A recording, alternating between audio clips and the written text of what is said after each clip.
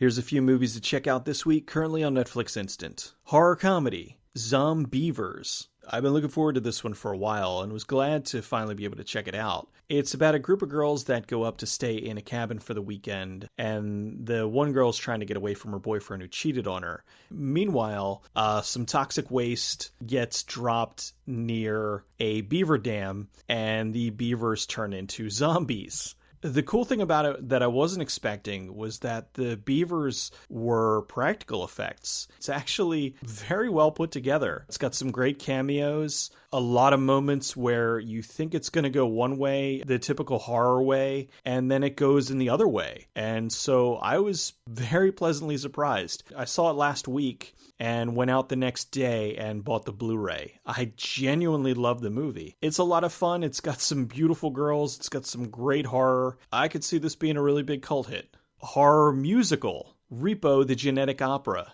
I know a lot of you don't like horror, and then there are those of you that don't like musicals, and so I can only imagine the concept of a horror musical not going over so well. This was one of my favorite movies of 2008. It's about a biotech company that sets up a payment plan on organs, and basically if you're late on a payment, the repo man comes out and will take your organ back. It's got a nice chunk of dark humor, some very good musical numbers. It's not a Les Miserables kind of musical, it's a rock opera musical. So you've got some really metal tunes in here, which should appeal to some of you.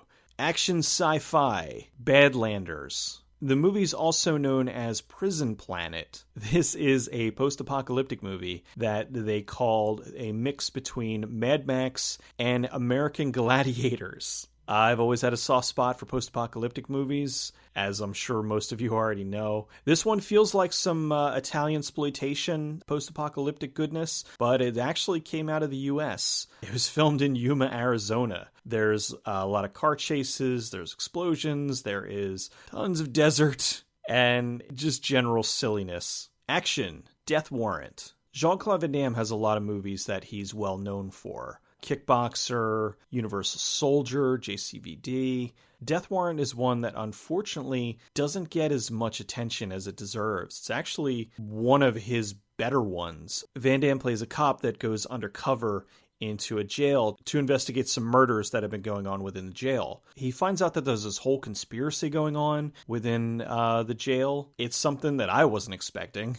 I don't want to spoil it for you, but it's pretty cool. Some great action sequences, some of Jean-Claude Van Damme's best fights, and probably one of the coolest endings of a big boss fight finale. That's all I got for this week. I'll see you next time.